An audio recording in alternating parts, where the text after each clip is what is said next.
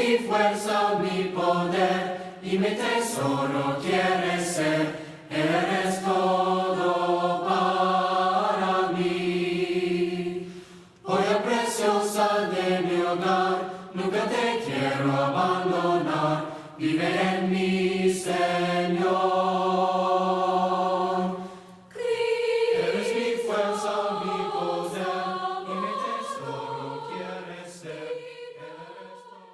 Necesitamos oír la palabra de Dios. Desead como niños recién nacidos la leche espiritual no adulterada para que por ella crezcáis para salvación. Por eso ha llegado la hora de escuchar la voz de Dios a través del instrumento que Dios ha elegido esta noche, nuestro hermano Masaru Guzmán, quien va a estar hablando de parte de Dios y delante de Dios a nuestras vidas. Así que le pedimos a Masaru si puede estar activando su micrófono. Gracias, hermano Raúl. Dios te bendiga. Gracias a mis hermanos que nos dirigieron en estas lindas alabanzas, Isaac y Jairo. Dios les siga bendiciendo y que Dios los siga usando para su gloria. Agradezco a mi Dios la oportunidad y estoy muy feliz de compartir con ustedes. Siempre nervioso, porque es una gran responsabilidad dirigir el mensaje de nuestro Dios. Quiero invitarlos al libro de Tito. Yo he compartido con ustedes antes el capítulo 2 y el capítulo 3, pero hoy vamos a ver el capítulo 1. Vamos a estar considerando del versículo 1 al versículo 4, por favor. Tito, capítulo 1, desde el versículo 1 al versículo 4. Por lo general, no nos llama mucho la atención las salutaciones, pero creo que este pasaje tiene una gran enseñanza para nosotros en esta noche. Así que, mis amados hermanos, les invito a que podamos estar ahí compartiendo la palabra de Dios. Dice así el pasaje: Pablo, siervo de Dios y apóstol de Jesucristo, conforme a la fe de los escogidos de Dios y el conocimiento de la verdad que es según la piedad, en la esperanza de la vida eterna, la cual Dios, que no miente, prometió desde antes del principio de los siglos, y a su debido tiempo manifestó su palabra por medio de la predicación que me fue encomendada por mandato de Dios nuestro Salvador. A Tito, verdadero hijo en la común fe, gracia, misericordia y paz de Dios Padre y del Señor Jesucristo, nuestro Salvador. Ok, aquí comienza nuestro pasaje. El autor de esta carta, como usted bien lo sabe, y como dice ahí el versículo 1, es el apóstol Pablo. El apóstol Pablo de dos formas se presenta en esta carta. Número 1, como un siervo y como un apóstol de Jesucristo. Un siervo, la palabra literalmente es esclavo, un esclavo de Dios. Pablo se presenta así en esta carta. Vemos su humildad, reconociendo que su Señor, su dueño, su amo, es nuestro Dios. Él no tiene voluntad propia. Su vida, su ser, su voluntad pertenecen a Dios y vive para Él. Pero esta esclavitud, amados hermanos, es voluntaria. Es Pablo quien se ha comprometido a sí mismo en mente y corazón a servir a Dios. Es un compromiso totalmente personal entre él y nuestro Dios. Vive para él, es un esclavo de nuestro Dios. Pero además, dice el pasaje, que es un apóstol de Jesucristo, un enviado de Jesucristo. Vemos dos cosas importantes en el apóstol Pablo en esta salutación: su humildad, pero también su apostolado. Esto tiene que ver con su autoridad, la autoridad que le ha sido otorgada al apóstol Pablo, una autoridad otorgada por el propio Señor Jesucristo. Su apostolado. Pablo es un esclavo de Dios, pero también es un apóstol de Jesucristo, escogido por Jesucristo para darle un trabajo específico. En este pasaje, ¿para qué Jesucristo le otorga esta autoridad? Según el versículo 1, conforme a la fe de los escogidos, o mejor traducido, para la fe de los escogidos. Pablo es un enviado de Jesucristo para la fe de los escogidos. Dios está pensando en nuestra fe, está pensando en tu fe, está pensando en mi fe. Dios quiere que desarrollemos esta fe, y para que podamos desarrollar esta fe, el apóstol Pablo es enviado para nuestra fe, para la fe de los escogidos. ¿A través de qué? Según el versículo, conforme a la fe de los escogidos de Dios y el conocimiento de la verdad. El apóstol Pablo es enviado para preocuparse para la fe de los escogidos, para que podamos desarrollar nuestra fe, para que los cristianos desarrollen fe a través del conocimiento de la verdad de Dios. Ese es el trabajo que tiene el apóstol Pablo. Esa es la autoridad que Jesucristo le ha dado. Llevar su palabra, ayudar con la palabra, que los escogidos de Dios puedan desarrollar su fe a través del conocimiento de la verdad. Y la palabra acá tiene la idea de un conocimiento completo, un conocimiento pleno, todo el conocimiento de Dios a nuestra disposición para que podamos conocerle tal como Él es, y así nuestra fe se mantenga firme y en crecimiento. Esa es la idea. Por eso ha sido enviado Pablo, para ayudarnos a desarrollar nuestra fe conforme a la verdad plena, la palabra de Dios en nuestras vidas. Hermano, esto que hacemos cada noche, de estar orando, de alabar a nuestro Dios y de escuchar la palabra, es la bendición más grande que podemos tener. Dios cada noche que nos reunimos está desarrollando nuestra fe. Estamos conociéndole cada vez más a través de su verdad. Estamos conociendo a nuestro Dios completamente a través de su palabra. Ese es el sentido. Para eso fue enviado Pablo, para que desarrollemos nuestra fe a través del conocimiento pleno de la verdad de Dios. Pero todo esto con un propósito. Según el versículo 1 al final, todo esto es según la piedad. Hermanos míos, Dios quiere desarrollar nuestra fe, Dios quiere que crezcamos en fe a través del conocimiento pleno de su verdad, para que desarrollemos la piedad en nuestra vida, para que la piedad sea parte de nuestras vidas, para que el cristiano desarrolle piedad. Pero la pregunta es, ¿qué significa eso? ¿Qué significa desarrollar la piedad? ¿Qué es lo que Dios quiere realmente de nosotros? Creo que el mejor sentido de entender esto es para que Dios pueda ser el centro de nuestras vidas. Es vivir completa y enteramente para Dios.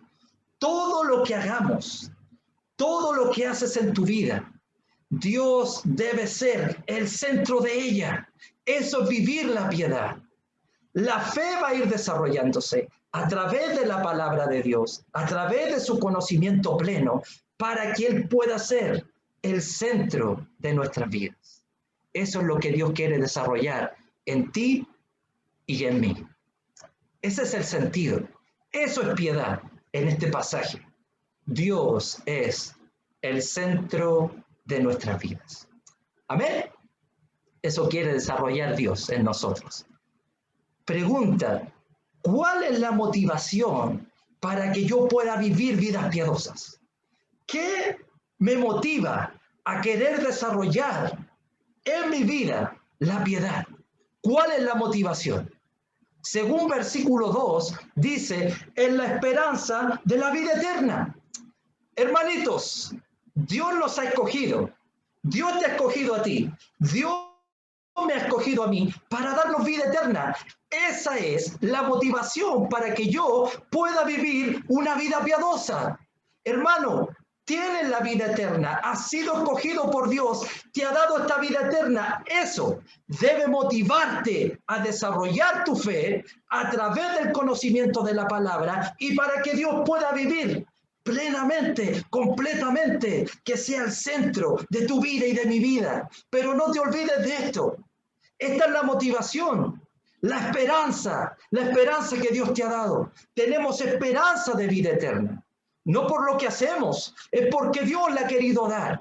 Nuestro Dios te ha dado esto. Esto debe motivarme. ¿A qué?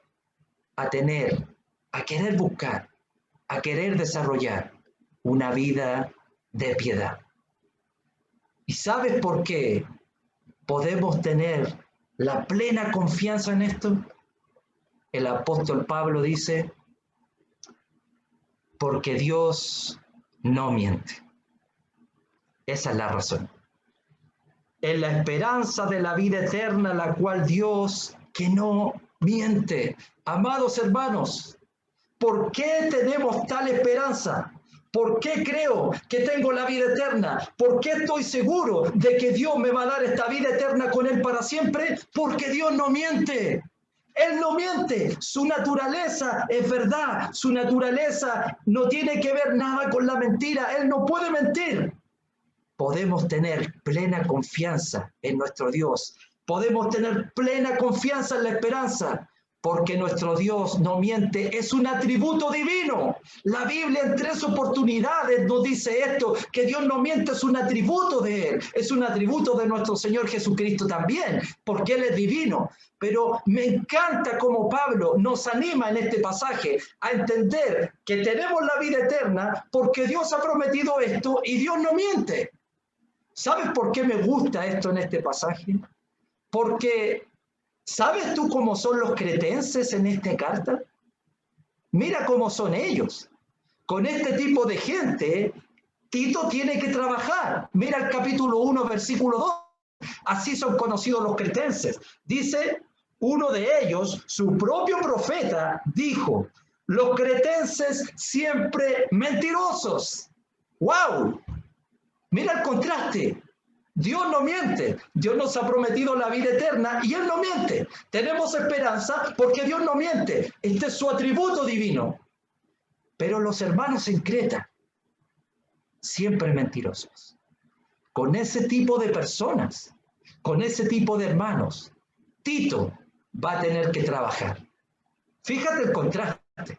Bueno, vamos a hablar mejor detalladamente un poco más adelante. Pero es interesante que los hombres son corrompidos.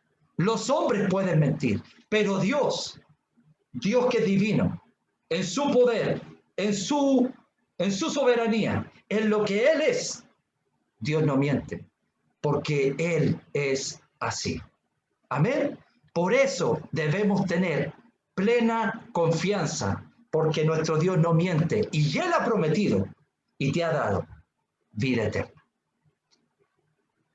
Pero hay algo maravilloso en este pasaje, en este versículo. Algo que revela Pablo que a mí realmente me sorprende, amados hermanos. Mira lo que dice el versículo 2. En la esperanza de la vida eterna, la cual Dios que no miente prometió, escucha, desde antes del principio de los siglos. ¿Sabes qué significa esto? Dios te ha prometido y te ha dado la vida eterna, ¿cierto? ¿Lo crees? ¿Sabes desde cuándo Dios hizo esta promesa? Desde antes del principio de los siglos. Esto significa, antes de los tiempos eternos, antes de que Dios creara todas las cosas, antes de que Dios creara este mundo, antes de que Dios nos creara a nosotros, Dios ya hizo esta promesa. Es una promesa que Él hizo desde antes del principio de los siglos, antes de que el mundo fuera creado, antes de que las cosas fueran creadas. Dios ya había prometido esto. La vida eterna es una promesa de Él. Eso es lo que nuestro Dios nos está diciendo. Eso es lo que Pablo nos está diciendo en este texto. Es una revelación increíble, amado hermano. ¿Sabes qué? ¿Crees tú en las promesas de Dios? ¿Crees tú que Dios cumple sus promesas? Voy a recordarte algo. Cuando Dios le dijo a Adán y Eva que si comían del fruto prohibido, morirían, ¿Él cumplió su promesa? Sí, la cumplió. Dios le dijo a Noé que iba a destruir este mundo a través de un diluvio. ¿Cumplió su promesa? Sí lo cumplió. Dios le dijo a Abraham, tu descendencia serán como las estrellas del cielo. ¿Dios cumplió su promesa? Sí, Dios cumplió. Dios dijo, Dios dijo que iba a enviar al Mesías a salvar este mundo. ¿Envió Dios al Mesías? Sí, cumplió su promesa. Amado hermano, ¿sabes por qué te digo todo esto? Si Dios, cada cosa que ha dicho, Él, cada cosa que está diciéndonos, Él cumple sus promesas, ¿tú crees que nuestro Dios no va a cumplir una promesa que hizo desde antes de los tiempos eternos? Si cada promesa que Dios ha hecho, Él la ha cumplido, ¿tú crees que Dios no va a cumplir una promesa que Él hizo antes de crear todas las cosas? Dios cumple todas sus promesas. Si Dios ha cumplido todas sus promesas, con mayor razón cumplirá una promesa que hizo desde antes que existieran todas las cosas. Por eso tenemos confianza, por eso confiamos en la vida eterna, por eso creemos, porque Dios dijo esto antes de que hiciera el mundo, antes de que nos creara a nosotros. Y este Dios que te está dando la vida eterna no miente. Amén. No miente. ¿Sabes, hermano, amado hermano, amada hermana? Esta promesa que estuvo guardada desde la eternidad, dice el versículo 3, a su debido tiempo manifestó. En el tiempo preciso de Dios, en el tiempo perfecto de Dios, Él manifestó esta promesa. Y te digo algo, nosotros somos las personas a quien Dios quiso manifestarse. En serio. Dios no le dio esta promesa a Moisés. Dios no le dio esta promesa a Noé. Dios no le dio esta promesa a David. Dios no le dio esta promesa a Elías, ni a Jeremías, ni a los profetas. Dios, a su debido tiempo, en este tiempo, Dios reveló esta promesa, y esta promesa quiso revelarla y manifestarla a todos nosotros. ¡Wow! Esta es la promesa que Dios ha hecho. Somos realmente bendecidos, amados hermanos. Todos los que hemos creído, todos aquellos que han creído en el glorioso nombre de nuestro Señor y Salvador Jesucristo, ha sido manifestada esta promesa. Por eso debemos tener confianza. Es para ti. La vida eterna es para ti. La vida eterna es para mí.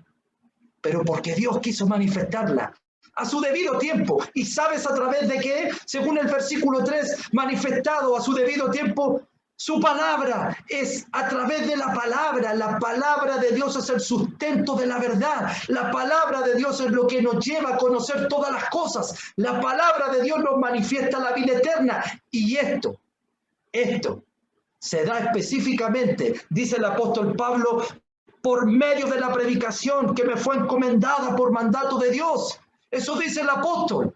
La predicación del apóstol Pablo es lo que debe escuchar Tito. La predicación del apóstol Pablo deben escuchar los cretenses. Esa misma predicación, ese mismo mensaje debemos escucharlo todos nosotros.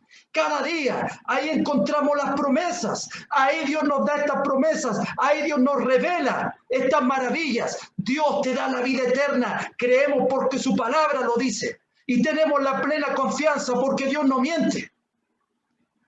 Esto debe motivarnos a desarrollar la piedad en nuestra vida. Amén.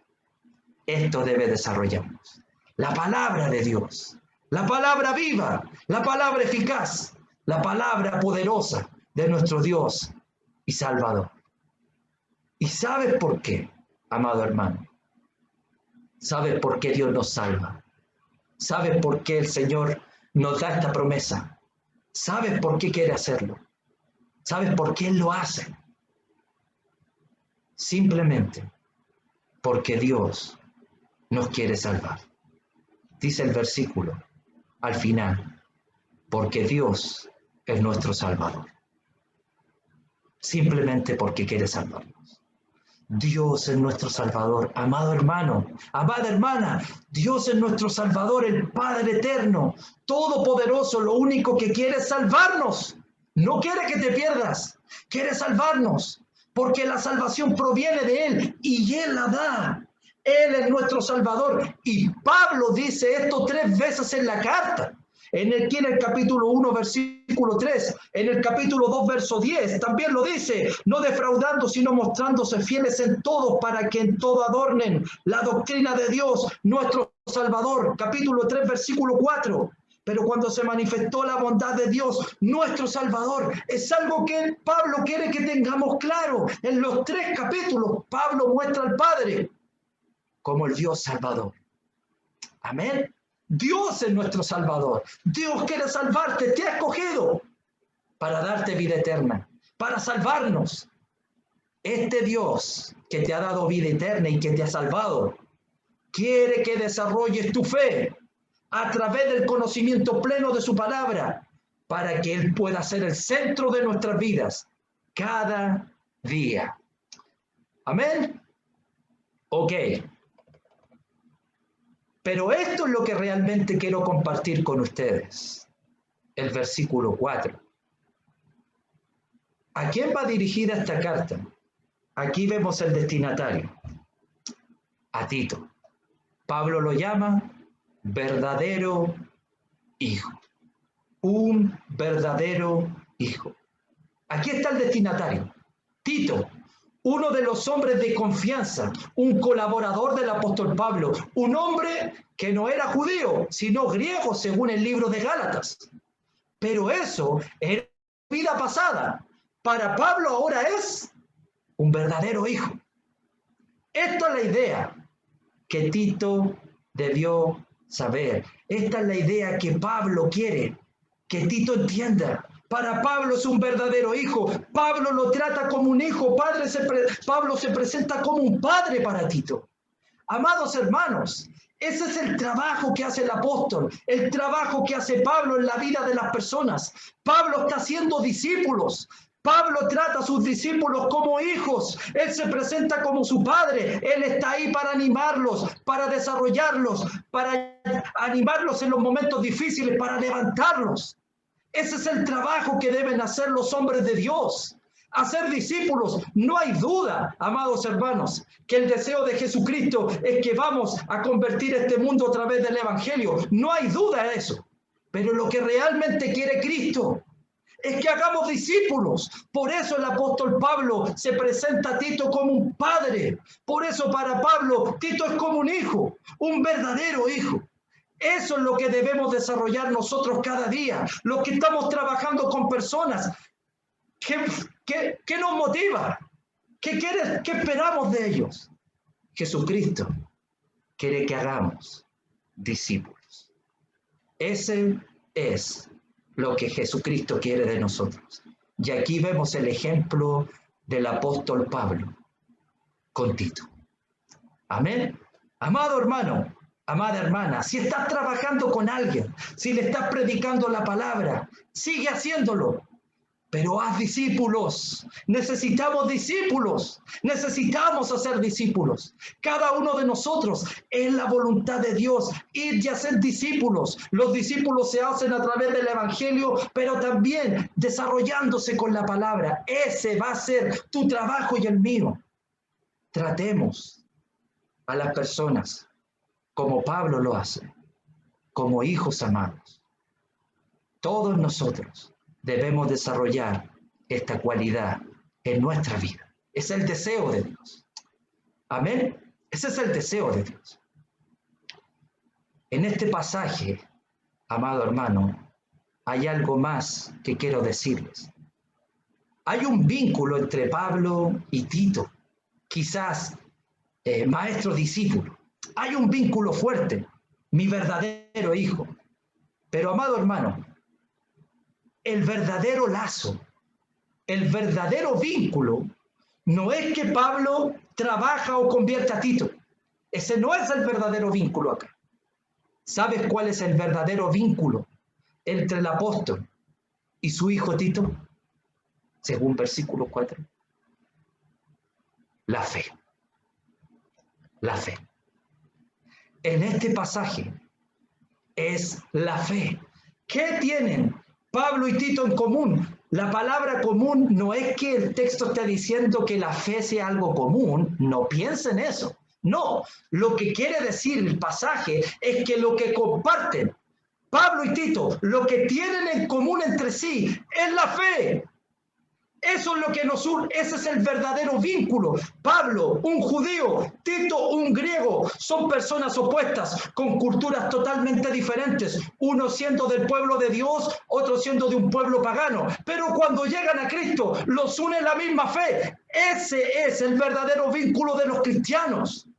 Amados hermanos, ese es el verdadero vínculo. Eso es lo que a nosotros nos une hoy día. Hoy día estamos reunidos aquí, hermanos de Argentina, hermanos de Colombia, de República Dominicana, de Estados Unidos, de muchos lugares. ¿Sabe qué nos une? No nuestras culturas, no nuestras diferencias. Hay diferencias entre nosotros, pero la verdadera comunión entre usted y yo, entre un mexicano y un chileno, entre un colombiano y un chileno, entre un venezolano y un norteamericano, no son las diferencias, no son nuestras culturas. El verdadero vínculo es la fe que tenemos en común. Tú tienes la misma fe que yo y yo tengo la misma fe que tú. Probablemente en niveles distintos, quizás. Probablemente algunos con una fe más desarrollada, posiblemente, sí. Hay hermanos que tienen una fe como el apóstol Pablo, hay hermanos que tenemos una fe como los cretenses, sí. El hermano Masaru, tiene una fe como los cretenses, por supuesto. Tengo una fe en desarrollo, estoy desarrollando mi fe, pero conozco hermanos con una fe tremenda. Pero no es las diferencias lo que unen a los cristianos. Lo que une a la iglesia de Cristo. Hoy día estamos unidos acá. Cada noche de oración hay unidad, hay cántico, hay alabanza, porque Jesucristo nos une a través de la misma fe. Eso es lo que tenemos en común. Amén. Eso es lo que la iglesia debe desarrollar y debemos entender. Tenemos exactamente la misma fe. Amado hermano, amada hermana, Pablo, el apóstol Pablo, tenía muchas razones para no tomar en cuenta a los cretenses. No solamente porque eran personas que venían cargando con su vida pasada. ¿Sabes qué? Seguían viviendo en pecado muchos de ellos. Nuevamente, lee el capítulo 1, versículo 12 conmigo. Así son conocidos los cretenses. Uno de ellos, su propio profeta, dijo: los cretenses, siempre mentirosos, malas bestias, glotones y ociosos. ¿Quién quiere trabajar con gente así? ¿Quién quiere ir a una congregación donde sean así los hermanos? Tito tiene que ir hasta allá. Pero ¿sabes por qué Pablo motiva a Tito? ¿Por qué Pablo manda a Tito? Si Pablo se hubiera fijado en las dificultades, en las debilidades de los cretenses, jamás los hubiera tomado en cuenta. Pero no se fijó en eso, no se fijó en las diferencias de cultura, no se fijó en que aún arrastran su vida pasada, no se fijó si ellos pecan o no. Lo que Pablo está pensando es simplemente que los cretenses y él y Tito tienen exactamente la misma fe. Y lo único que el apóstol puede hacer es ayudarlos a desarrollarse. La pregunta es, cuando vemos hermanos de diferentes ciudades, puede ser de nuestro propio país, a veces tenemos tantas diferencias unos con otros, ¿qué veo en el hermano? ¿Qué veo en la hermana? Amados hermanos, no te fijes en las diferencias. Eso no nos une. Lo único que nos une a todos nosotros es la misma fe en Jesucristo. ¿Sabes qué va a hacer Dios con estos hombres mentirosos, malas bestias, glotones y ociosos? ¿Sabes qué va a hacer Dios? Dios va a levantar de ahí a los ancianos de la congregación, a los líderes espirituales. Eso dice el capítulo 1. Usted puede leerlo en su casa. Dios va a levantar a estos hombres, pero ¿sabe por qué lo va a hacer? Porque el apóstol Pablo dijo Ellos son mis hermanos. Tenemos el mismo vínculo y deben aprender a desarrollar su fe. Y Dios y Pablo están convencidos que estos hombres, a través del pleno conocimiento de la palabra de Dios, van a ir creciendo en fe. Van a empezar a desarrollar su fe. No es lo que puedo hacer yo, es lo que la palabra de Dios puede hacer en las personas. Por eso es importante lo que decía el versículo 1. El conocimiento pleno va a ir desarrollando nuestra fe. Y de ahí, de hombres mentirosos, de hombres totalmente apartados de Dios, de hombres que son llamados malas bestias, glotones y ociosos, Dios va a levantar los líderes espirituales para que ellos guíen a las iglesias en Creta. Solo porque el apóstol Pablo no se fijó en eso. Él vio que a través de la palabra poderosa de Dios, la fe de las personas pueden desarrollarse. Amén. Tú y yo, todos nosotros, podemos tener diferencias, podemos tener culturas distintas. Nuestras congregaciones pueden desarrollarse de maneras distintas. ¿Podemos desarrollar nuestro trabajo en las iglesias distintos? Sí, no estoy hablando de doctrina, estoy hablando de cosas. ¿Podemos tener opiniones distintas? Sí, podemos tenerlo, pero hermanos, esas cosas no nos unen. Lo que nos une es una sola cosa, la fe en Jesucristo. Amén. Es la fe en Jesucristo lo que une a todos los cristianos. ¿Sabes qué? Hay algo que se me olvidó decirles. La palabra común es la misma palabra que aparece en Hechos capítulo 2 y en Hechos capítulo 4. Cuando la iglesia tiene en común todas las cosas. De ahí viene la palabra coinonía. La verdadera coinonía, ¿sabes cuál es? La fe en Jesús. Eso es lo que nos une a todos nosotros. Mis amados hermanos, podemos hablar muchas cosas más de este pasaje, pero no es necesario. Creo que Dios nos está enseñando algo maravilloso. Y quise tocar este texto en esta noche, porque creo sinceramente que Dios está haciendo un trabajo tremendo en la iglesia del Señor. Dios está uniendo a la iglesia de Cristo. Dios está uniendo a las iglesias en todo el mundo. Sigamos así, creciendo. Las noches de oración son una bendición donde desarrollamos juntos la fe en común, donde alabamos y exaltamos el nombre de nuestro Dios. Sigamos en este camino. Es el camino correcto. Y si por alguna razón tenemos diferencias, que las podemos tener, que eso no nos desuna. Recuerda lo que tenemos en común.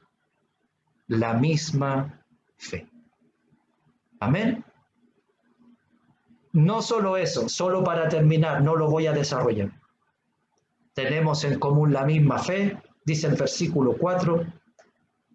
Hemos sido salvados por la misma gracia, hemos recibido la misma misericordia